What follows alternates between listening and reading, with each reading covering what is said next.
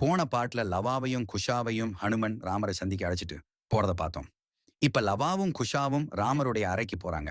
அங்க அவருடைய ராஜகட்டிலுக்கு கீழே ஒரு வைக்கோல் படுக்கையும் உண்பதற்கு கிழங்கும் இருக்கு. அங்க சீதை வனவாசத்திலே எந்த மாதிரி வாழ்ந்துட்டு இருக்கிறாங்களோ அதே மாதிரியான வாழ்க்கையை தான் நீங்க ராமரும் வாழ்ந்துட்டு இருக்கிறாரு.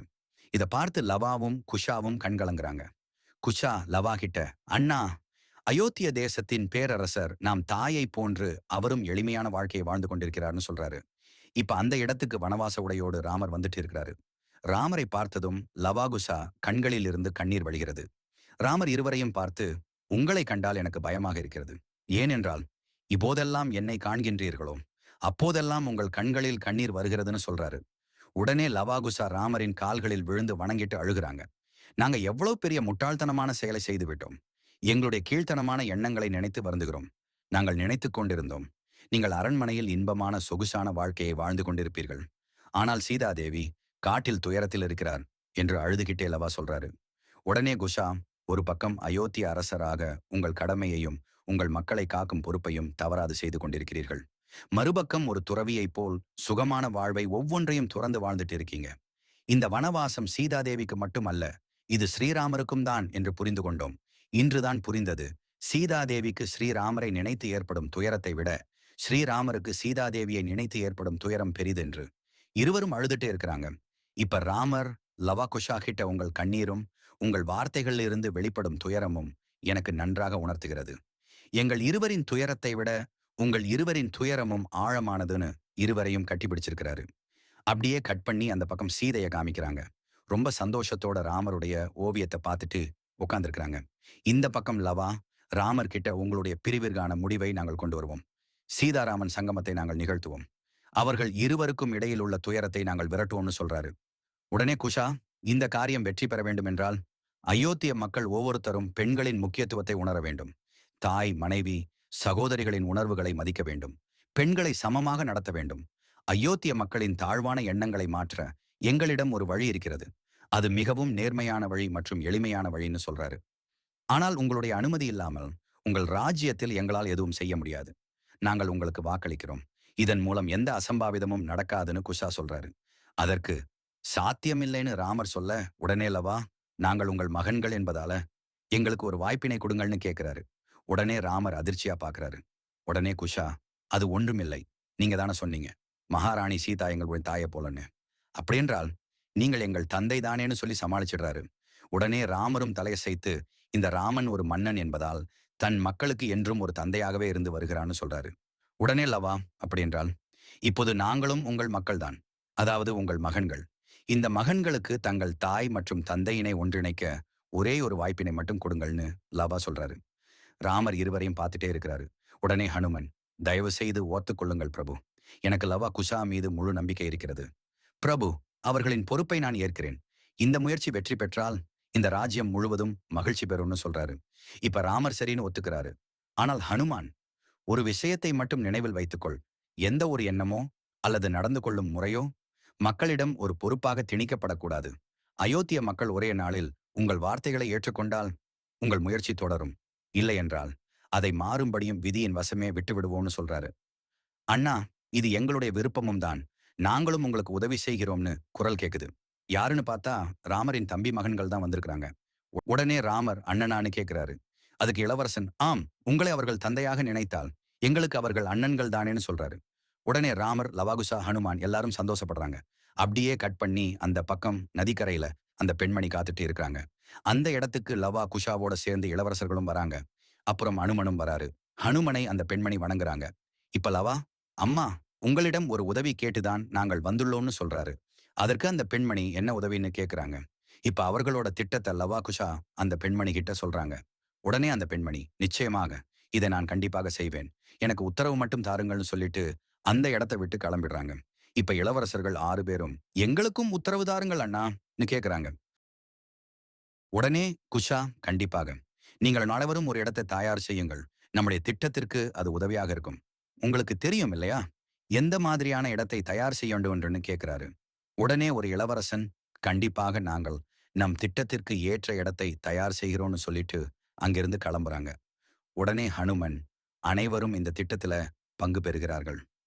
எனக்கும் ஒரு வேலையை ஒதுக்குங்கள். நான் என்ன செய்யணும்னு கேட்கிறாரு. அதுக்கு லவா, ஹனுமன் அவர்களே, நீங்க எங்களோட இருந்தபோது உங்களுக்கு நாங்கள் எவ்வளவு சேவை செய்தோம்னு சொல்ல, உடனே குஷா, நாங்கள் எங்கள் கைகளால் உங்களுக்கு உணவு ஊட்டினோம். ஆனால் நாங்கள் உங்கள் விருந்தினராக வந்ததிலிருந்து ஒரு முறை கூட நீங்கள் எங்களுக்கு உணவினை அளிக்கவில்லைன்னு குஷா சொல்றாரு. உடனே ஹனுமன், அவ்வளவுதானே, இப்போதே நான் உங்களுக்கு 56 வகையான உணவு வகைகளை அளிக்கிறேன். என்னுடன் வாருங்கள்னு சொல்றாரு. லவாகுசாவை அரண்மனைக்கு அழைச்சிட்டு போய் ஹனுமன் நன்றாக விருந்து வைக்கிறாரு. இருவரும் திருப்தியா சாப்பிட்டுட்டே இருக்கிறாங்க. இந்த பக்கம் அயோத்தியா நகரத்துக்குள்ளே அந்த பெண்மணி நகரத்தில் உள்ள அனைத்து பெண்மணிகளிடமும் ரகசியமா திட்டத்தை சொல்லிட்டு இருக்கிறாங்க. இப்ப நகரத்தில் உள்ள அனைத்து பெண்களும் சேர்ந்து ஒன்னாக வந்துட்டே இருக்கிறாங்க. இப்ப இளவரசர்களும் ஒரு இடத்தை தயார் செஞ்சிடுறாங்க. இந்த இடம் நம் திட்டத்திற்கு சரியாக இருக்கும்னு பேசிட்டு இருக்கிறாங்க. அந்த பக்கம் லவாகுசா மனமும் வயிறும் நிறைய உணவினை உண்டு விட்டோம்னு சொல்லிட்டு இருக்கிறாங்க. ஹனுமன் அடுத்து என்ன நடக்க போகிறதுன்னு கேட்கிறாரு. காத்திருங்கள்னு லவா சொல்றாரு. இப்ப சூரியனும் உதித்து விட்டது. நகரத்துல அனைத்து ஆண்மகன்களும் தங்கள் வீட்டில் உள்ள பெண்களை காணவில்லை என்று தேடிட்டு இருக்கிறாங்க. எல்லாரும் எங்க போனாங்கன்னு நகரின் ஆண்கள் எல்லாம் புலம்பிட்டு இருக்கிறாங்க. இந்த பக்கம் அனைத்து பெண்களிடமும் லவாகுசா பேசிட்டு இருக்கிறாங்க. தாய்மார்களே, சகோதரிகளே, உங்களிடம் எங்களுக்கு ஒரு வேண்டுகோள் இருக்கிறது. நீங்கள் அனைவரும் மறந்து விடாதீர்கள். இந்த போராட்டம் ராணி சீதாதேவிக்காக மட்டுமல்ல, உங்கள் மரியாதைக்காகவும் அடையாளத்திற்காகவுமான போராட்டம். ஆண்கள் நினைப்பது போல் இந்த நாட்டை நிலைநாட்டும் பொறுப்பு அவர்களுடையதுதான் என்று நினைத்தால் அது மிகப்பெரிய தவறு. ஏனென்றால் ஒரு பெண்ணின்றி ஒரு வீடும் இயங்காது, சமூகமும் இயங்காது. அந்த நாராயணர் கூட லட்சுமி தேவியின்றி முழுமை பெறமாட்டார். அயோத்தியில் ராமராஜ்யம் நிறுவப்படாத வரை ராமர் சீதா ஒன்றிணைய போவதில்லை. ராமாயணமும் முழுமை பெறப்போவதில்லைன்னு சொல்றாங்க. உடனே அங்குள்ள பெண்மணி ஒருவர், நாங்கள் உங்களோட இருக்கிறோம், நீங்க என்ன சொல்றீங்களோ அதை நாங்கள் செய்கிறோம்னு சொல்றாங்க. இப்ப அங்கிருக்கும் அனைத்து பெண்களும், ஆம், நாங்கள் உங்களுடன் இருக்கிறோம், நீங்கள் சொல்வதை செய்வோம்னு கோஷம் போடுறாங்க. உடனே ஹனுமன், இந்த காரியம் வெற்றி பெற நாம மகாதேவரை வணங்குவோம்னு சொல்லிட்டு ஹரஹர மகாதேவ் நான் சொல்ல, இப்ப எல்லாரும் ஹரஹர மகாதேவ்னு கோஷம் போடுறாங்க. அந்த பக்கம் நகரத்துல அனைத்து ஆண்களும் பேசிட்டு இருக்கிறாங்க. அனைத்து இடத்திலும் தேடிவிட்டோம், எங்குமே இல்லை. எப்படி இப்படி மாயமானார்கள்? ஆகாயம் விழுங்கி விட்டதா, இல்லை பாதாளம் இழுத்து கொண்டதா? நீ எல்லாரும் புலம்பிட்டே இருக்கிறாங்க. அந்த நேரம் அவர்களுக்கு ராமருடைய பாடல் கேக்குது. யாருன்னு சென்று பார்த்தா நம்ம ஹனுமன் தான். ராமரின் பாடலை பாடிட்டு கண்களை மூடி தியானம் பண்ணிட்டு இருக்கிறாரு. ஹனுமனை பார்த்த கிராமவாசிகள் ரொம்ப சந்தோஷப்படுறாங்க. ஹனுமன் அவர்கள் நம் பிரச்சனையை தீர்த்து வைத்து விடுவாருன்னு ஹனுமன் அவர்களே, ஹனுமன் அவர்களே ஹனுமனை அழைக்கிறாங்க. இப்ப ஹனுமன் கண் விழித்து முழு அயோத்தியும் ஒன்று சேர்ந்துள்ளது. என்ன விஷயம்னு கேட்கிறாரு. அதற்கு அவர்கள், முழு அயோத்தி இல்லை ஹனுமன் அவர்களே, நன்றா பாருங்கள், உங்களுக்கு புரியும். இங்கிருப்பது ஆண்கள் மட்டும்தான், பெண்கள் யாரும் இல்லை. எங்கள் மாதாக்கள், மனைவிகள், சகோதரிகள், மகள்கள் என்று எவரும் இல்லை. இது தீய சக்தியின் வேலையான கேட்கிறாங்க. அதற்கு ஹனுமன், தீய சக்தி என்பது நமது மனம் மற்றும் எண்ணங்களில் தான் இருக்கின்றது. அவை நம் சிந்தனை மற்றும் புரிதல் சக்தியை அழித்துவிடும். அயோத்தியின் இத்தனை பெண்களை, அயோத்தியில் ஸ்ரீராமரின் பக்தன் நான் இருக்கும்போது எவரால் எடுத்துச் செல்ல முடியும்? எந்த சத்தமும் இல்லை, எந்த சலசலப்பும் இல்லை. நான் நினைக்கின்றேன் இந்த பெண்கள் தாமகத்தான் அயோத்தியை விட்டு சென்றிருக்க வேண்டும்னு ஹனுமன் சொல்றாரு. அதற்கு அந்த கிராமவாசிகள் ஒருவன், எனக்கு புரியவில்லை, அந்த அளவுக்கு தைரியம் அவளுக்கு எப்படி வந்தது? என் அனுமதியின்றி வீட்டு வாசலை விட்டு கால் வைத்தது கூட இல்லை. தண்ணீரை கூட என் அனுமதியின்றி எடுத்தது இல்லை. அவள் வீடும் உலகமும் விட்டு ஏன் சென்றாள்? எப்படி சென்றாள் ஆன்னு கேட்கிறான். அதற்கு சுற்றி இருக்கும் ஆண்கள் எல்லாரும், ஆம், சரியான கேள்வி, சரியான கேள்வின்னு கோஷம் போடுறாங்க. அதற்கு ஹனுமன், மனைவியர் என்பது கணவனின் உலகமே. அவர்கள்தான் குடும்பத்தின் மையப்புள்ளி. அவர்கள் வேலைக்காரிகள் அல்ல, அவர்களும் மனிதர்கள்தான். அவர்களுக்கும் தனிப்பட்ட விருப்பங்கள், சிந்தனைகள் உள்ளன. ஒருவேளை உங்களுடைய வார்த்தைகள் அவங்களை புண்படுத்தி இருக்கலாம், உங்கள் நடத்தை அவங்களை காயப்படுத்தி இருக்கலாம்னு ஹனுமன் சொல்றாரு. அப்போ ஒரு கிராமவாசி ஒருத்தர், அவர்கள் இல்லாமல் மிகவும் கஷ்டமாக இருக்கிறது. இன்னும் வீட்டில் உணவு தயார் செய்யப்படவில்லை, தண்ணீர் கூட இல்லை, விவசாய வேலைகளும் நிறுத்தப்பட்டு விட்டன. ஆம் ஹனுமான் அவர்களேன்னு எல்லாம் சோகமா சொல்லிட்டே இருக்கிறாங்க. உடனே ஹனுமன், ஸ்ரீராமரின் அயோத்திக்காக அவருடைய சேவகனாக நான் உங்களுக்கு கண்டிப்பாக உதவி செய்கிறேன்னு சொல்லிட்டு, சிலர் வலப்பக்கம் செல்லுங்கள், சிலர் இடப்பக்கம் செல்லுங்கள், நான் நேராக செல்கிறேன்னு சொல்றாரு. அப்படியே கட் பண்ணி அந்த பக்கம் லவா குசா மற்றும் இளவரசர்கள் அனைவரும் பெண்கள் அனைவரையும் அமர வைத்து உணவு பரிமாறிட்டு இருக்கிறாங்க. அப்போ ஒரு பெண் ஏதோ தீவிரமா யோசிச்சுட்டு இருக்கிறத காமிக்கிறாங்க. உணவை உண்ணாமல் ஒருவருக்கொருவர் பார்த்துட்டு இருக்கிறாங்க. அதில் ஒரு பெண்மணி, நம் பிள்ளைகளும் கணவர்களும் பசியுடன் இருப்பார்கள். உன் பேச்சை கேட்டு நான் இங்கு வந்துவிட்டேன். ஆனால் இப்போது எனக்கு பயமாக இருக்கிறது. ஆண்களுக்கு கோபம் வந்தால் நாம் தண்டனையை அனுபவித்துத்தான் ஆக வேண்டும். என் கணவரும் உன் கணவரைப் போல் என்னை தூக்கி எறிந்துவிட்டால் நான் எங்கே போவேன்னு அந்த சலவைக்கார பெண்ணிடம் கேட்கிறான். அதற்கு அந்த பெண்மணி, உன் பயம் நியாயமானதுதான். ஆனால் கொஞ்சம் சிந்தித்துப் பார். நாம் நம் மரியாதைக்காகவும் உரிமைக்காகவும் போராடவில்லை என்றால் வேற யார் போராடுவார்கள்னு கேட்கிறாங்க. அதற்கு அந்த பெண், உன் வார்த்தைகளாலும் லவாகுஷாவின் சிந்தனைகளாலும் நான் இங்கு வந்துவிட்டேன். என் கணவரின் கோபம் பற்றி நீ அறிய மாட்டாய். அந்த மாதிரியான ஆண்களின் சிந்தனைகளை ஒருபோதும் மாற்ற முடியாதுன்னு சொல்லிட்டு இருக்க, அந்த பெண்மணி அருகில் வந்த லவாகுஷா, இல்லை தாயே, அப்படி சிந்திக்காதீர்கள். நீங்கள் அயோத்தியில் ஸ்ரீராமரின் இடத்தில் இருக்கிறீர்கள். உங்களுக்கு கண்டிப்பாக தவறு நடக்காதுன்னு லவா சொல்லிட்டே இருக்கிறாரு. உடனே இளவரசரில் ஒருவர், ஹனுமான் அவர்களின் கதையின் ஒரு அடியாள் கூட ஆண்களின் புத்தியை மாற்ற முடியும்னு சொல்றாரு. உடனே லவா, இல்லை, நாங்கள் அந்த ராமருக்கு வாக்கினை அளித்திருக்கிறோம். நாங்கள் ஆண்களின் சிந்தனை மற்றும் மனதை மாற்றப் போகிறோம். வன்முறையால் அல்ல, கருணையாலும் உணர்வுகளாலும்னு சொல்லிட்டு இருக்கிறாரு. இப்ப உடனே இன்னொரு பெண்மணி எழுந்து, நீ சரியாக சொல்கிற சகோதரி. நாம் இங்கிருந்து வெளியே செல்லணும்னு சொல்ல, உடனே சலவைக்கார பெண், இல்ல, சென்று விடாதீர்கள், நான் சொல்றதை கேளுங்கன்னு தடுக்க முயற்சி பண்றாங்க. உடனே லவா குஷா கிட்ட ரகசியமா சொல்லிட்டு இருக்காரு. இவர்களின் ஒரு பெண் வெளியே சென்று விட்டாள். ஒருவருக்கு பின் ஒருவர் என்று அனைவரும் வெளியேறி விடுவார்கள். நம் திட்டம் வீணாகி விடும்னு சொல்லிட்டு இருக்க, இங்கே பெண்களில் சிலர் வெளியில கிளம்ப பாக்குறாங்க. உடனே இளவரசர்களில் ஒருவர் ஓடி சென்று, அவர்களுக்கு முன் நின்று புரிந்து கொள்ள முயற்சி செய்யுங்கள். உங்களிடையே ஒற்றுமை இல்லை எனில் எதுவும் சாத்தியமில்லை. உலகிற்கு உங்கள் ஒற்றுமையை காட்ட வேண்டிய தருணம் இதுன்னு சொல்லிட்டு இருக்கிறாங்க. உடனே லவா, அங்கு வந்து அவர்களை தடுக்காதீர்கள். இந்த வாழ்க்கையும் இந்த போராட்டமும் அவர்களுடையது. வாழ்வதற்கான தீர்மானமும் போராடுவதற்கான முடிவும் அவர்களுடையதே. நமக்கு ஸ்ரீராமர் ஆண்களின் சிந்தனையை மாற்றவே நேரம் அளித்திருக்கிறார். நாம் இந்த நேரத்தை அதற்காக பயன்படுத்துவோம். நாமும் இவர்களை கட்டாயப்படுத்தினால் அவர்கள் வீட்டின் ஆண்களுக்கும் நமக்கும் என்ன வித்தியாசம்னு சொல்லிட்டே இருக்கிறாரு. அப்படியே கட் பண்ணி அந்த பக்கம் நகரத்துல ஆண்கள் பேசிட்டே இருக்கிறாங்க. ஹனுமன் அவர்கள் சொன்னது சரிதான். அவர்கள் அனைவரும் தாமாகத்தான் சென்றிருக்கண்டும். அது மட்டும் உண்மை என்று தெரிந்தால் என் மனைவியை என் கோபத்திலிருந்து யாராலும் காப்பாற்ற முடியாதுன்னு பேசிட்டே இருக்கிறாங்க. இப்ப அந்த இடத்துக்கு பானாசுரன் வரான். வந்து இன்னும் ஆண்களை தூண்டி விட்டுட்டு இருக்கிறான்.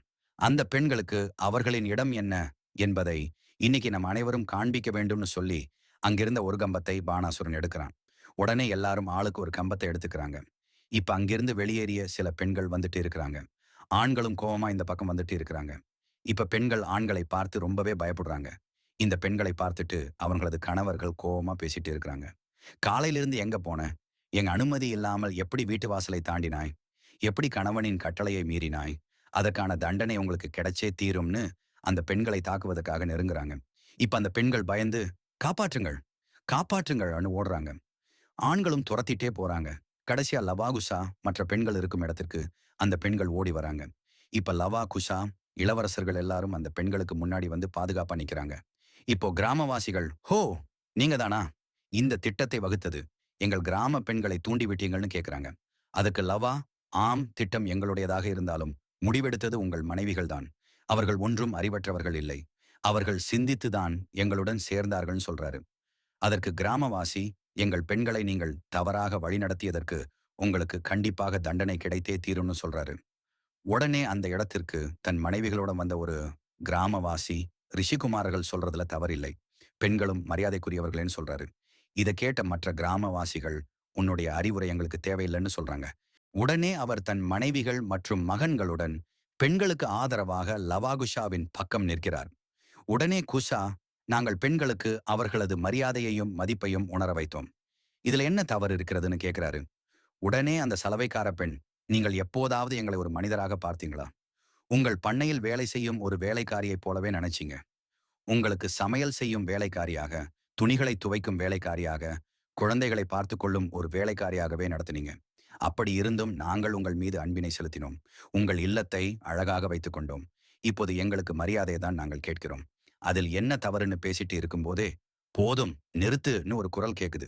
யாருன்னு பார்த்தா சீதாவை பற்றி தவறாக பேசிய அந்த சலவைக்காரன் தான் நிக்கிறான்.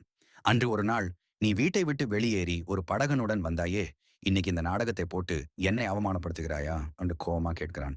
அதற்கு அவனது மனைவி, அன்று உங்களின் ஒரு கணம் கோபத்தால் மகாராணி சீதா அவர்களின் உலகமே குலைந்து விட்டது. அவர் வனவாசத்திற்கு செல்ல வேண்டிய நிலை ஏற்பட்டது. நீங்கள் என்னை வீட்டிலிருந்து வெளியேற்றினீர்கள். ஆனால் ஒரு முறையாவது உண்மையை அறிந்து கொள்ள முயற்சி செய்தீர்களான்னு கேட்கிறாங்க. உடனே இளவரசரில் ஒருவர், இப்போது நாம் நம் வலிமையை காட்டணும்னு சொல்றாரு. அதுக்கு குஷா, இல்லை, இவர்கள் அனைவரும் தங்கள் மரியாதையை பெற இவர்கள்தான் எழ வேண்டும். இப்போது எழவில்லை என்றால் பிற்காலத்திலும் மரியாதை இல்லாமல் தான் நடத்தப்படுவார்கள்னு சொல்லிட்டு இருக்கிறாரு. அப்படியே கட் பண்ணி அந்த பக்கம் அரண்மனையை காமிக்கிறாங்க. ராமரிடம் சேவகர் வந்து, மகாராஜா, நகரத்தில் போருக்கான குழப்ப நிலை உருவாகியுள்ளது. ஆண்கள் மற்றும் பெண்களுக்கு இடையில் கடும் வாதம் நடக்கிறது. ஆண்கள் பெண்களின் எந்த வாதத்தையும் ஏற்கும் மனப்பான்மையில் இல்லைன்னு சொல்லிட்டு இருக்க, இப்ப அங்கிருக்கும் மந்திரி ஒருவர் எழுந்து, மகாராஜா, நான் ஒன்று சொல்ல எனக்கு அனுமதி கிடைக்குமான்னு கேட்கிறாரு. அதற்கு ராமர், நிச்சயமாக கூறுங்கள்னு சொல்றாரு. மகாராஜா, பழங்காலமாக தொடர்ந்து வரும் மரபை மாற்ற இப்போது என்ன அவசியம்? லவா குஷா வருவதற்கு முன் அனைத்தும் நன்றாகவே இருந்தது. ஆண்களுக்கும் பெண்களுக்கும் இடையில் ஏற்பட்ட பிரச்சனைகளுக்கு லவாகுசா தான் காரணம். அவர்கள் இருவரும் கணவர்களை தெய்வமாக நினைத்து வழிபடுகின்ற பெண்களை அதே கணவர்களுக்கு எதிராக நிறுத்திவிட்டார்கள். மகாராஜா, நம்முடைய சமுதாயத்தில் கணவர்களுக்கு தெய்வத்தினிடம்தான் அளிக்கப்படுகிறது. இப்போது அதை மாற்றினால் அதன் எதிர் விளைவு என்னாகும்? எங்களுடைய கருத்தும் இதேதான் மகாராஜான்னு ஒவ்வொருத்தரா அரசவையில் உள்ளவர்கள் சொல்ல ஆரம்பிக்கிறாங்க. உடனே லட்சுமணன் கோவமா, பெண்கள் மட்டுமல்ல, இங்கிருக்கும் அனைவரும் இந்த சபைக்கு மரியாதையை கொடுக்க மறந்து விட்டீங்கள்னு கோவப்படுறாரு. உடனே பரதன் அமைதியாக இரு லட்சுமணான்னு சமாதானப்படுத்துறாரு. இப்ப ராமர் பேச ஆரம்பிக்கிறாரு. ஒரு மரபினால் சமுதாயத்தின் முக்கிய மையப்புள்ளியாக பெண்களை பாதிக்கின்றது என்றால் அதை மாற்றுவதுதான் நியாயம். இராமராஜ்யம் என்ற அர்த்தம் அடிமையாய் கருதப்படும் சமுதாயமா? இராமராஜ்யம் என்பது ஆணும் பெண்ணும் இணைந்து வளர்ச்சிக்காக கைகோர்த்து நிற்பது அல்லவா? இருவரும் இணைந்து மகிழ்ச்சி மற்றும் முன்னேற்றம் சம்பாதிப்பதே உண்மையான அரசாட்சி. ஒரு பெண்ணை அடிமை என்று கருதுவது நம் கலாச்சாரத்தை அவமதிப்பது. நாம் மறந்து விட்டோமா? நாம் பிறக்கும்போது முதலில் நமக்கு அன்பு அளிப்பது ஒரு பெண்தான். அவள்தான் அம்மா. ஒரு பெண் தன் பிள்ளைக்கு தாய்மையின் அழுத்தத்தை அளிக்கவில்லை, பாலால் வளர்க்கவில்லை என்றால் இந்த உலகில் ஒரு ஆணும் வாழ முடியாது. நான் லவ்குஷை ஆதரிக்கிறேன். ஏனெனில் அவர்கள் எண்ணத்தில் அறிவும் திருத்தும் ஆற்றலும் உள்ளது. இன்று நாம் நிற்கும் இந்த இடம் ஒரு புதிய சமுதாய மாற்றத்திற்கான முற்றுப்புள்ளியாகும். இங்கு ஆணும் பெண்ணும் சேர்ந்து தோளோடு தோள் நிமிர்ந்து தங்கள் திறமையால் உலகத்தை முன்னேற்றுவார்கள். அந்த இருவர் மீதும் எனக்கு பூரண நம்பிக்கை இருக்கிறது. நான் அவர்கள் முன் கொடுத்த வாக்குறுதியை நிச்சயமாக நிறைவேற்றுவேன். அவர்கள் கேட்ட அந்த நேரத்தை அவர்கள் கண்டிப்பாக பெறுவார்கள். அதுவரைக்கும் நம்ம மௌனமாக இருப்போம்னு ராமர் சொல்லிட்டு இருக்காரு. அப்படியே கட் பண்ணி அந்த பக்கம் தங்கள் மனைவிகளை பிடித்து வலுக்கட்டாயமா இழுத்துட்டு போறாங்க. உடனே லவா குஷா, நீங்க இன்னும் எத்துணை காலம் அவமானங்களை சகித்துக் கொண்டு வாழ போறீங்க? ஏன் அமைதியா இருக்கீங்கன்னு கேக்குறாங்க. உடனே சலவைக்கார பெண் அவளது கணவரின் கையை பிடித்து உதறி விடுகிறாள். கடும் கோபம் கொண்ட அந்த சலவைக்காரன் கம்பத்தை கையில் வாங்கி கொண்டு, இன்னைக்கு உனக்கு பாடம் புகட்டுகிறேன்னு அடிக்கிறதுக்கு வராரு. உடனே அந்த பெண் கோபமா அந்த கம்பத்தை பிடுங்கிடுறாங்க. இத பார்த்து லவாகுசா ரொம்பவே சந்தோஷப்படுறாங்க. இப்ப அனைத்து பெண்களும் ஒன்றாக கை கோர்த்து ஆண்களை சுற்றி வளைக்கிறாங்க. அந்த பக்கம் சேவகன் ராமரிடம் சென்று, மகாராஜா, ஆண்களுக்கு எதிராக பெண்கள் குரல் எழுப்பி விட்டனர்னு சொல்லிட்டே இருக்கிறான். இப்ப அந்த பக்கம் பெண்கள் எல்லாம் ஒன்னாக சேர்ந்து ஆண்களை சுற்றி வளைக்கிறாங்க. ஒரு வயதான பெண்மணி, நாங்கள் எண்ணற்ற அவமானங்களை தாங்கியுள்ளோம். அழிக்க முடியாத அவமானங்களை ஏற்றுக்கொண்டோம். ஏனென்றால் எங்கள் அம்மா எங்களுக்கு கணவர்கள்தான் தெய்வம் என்று சொல்லியிருந்தார். ஆனால் அதே இன்று எங்கள் மருமகள்களிடமும் தொடர்வதை எங்களால் ஏற்க முடியாதுன்னு சொல்றாங்க. இப்ப லவா குஷா கிட்ட இப்போது அவர்கள் தங்கள் மரியாதைக்காக போராட தயாராகிவிட்டார்கள். நாம் அவர்களுக்கு துணையாக நிற்கணும்னு சொல்றாரு. இப்ப ஆண்கள் பெண்களை தாக்க முன்னோக்கி வராங்க. அவர்களுக்கு முன் லவா குஷா வந்து நிக்கிறாங்க. இதுவரை நாங்கள் அமைதியாக இருந்தோம். ஏனென்றால் பெண்கள் அமைதியா இருந்தனர். ஆனால் இப்போது அவர்கள் தங்கள் மதிப்பு மரியாதைக்காக குரல் கொடுக்கிறார்கள். நாங்களும் அவர்களுடன் சேர்ந்து குரல் கொடுப்போம்னு சொல்றாங்க. இனி யாரும் பெண்களை அவமதிக்க வேண்டும் என்ற எண்ணத்துடன் நெருங்க முடியாது.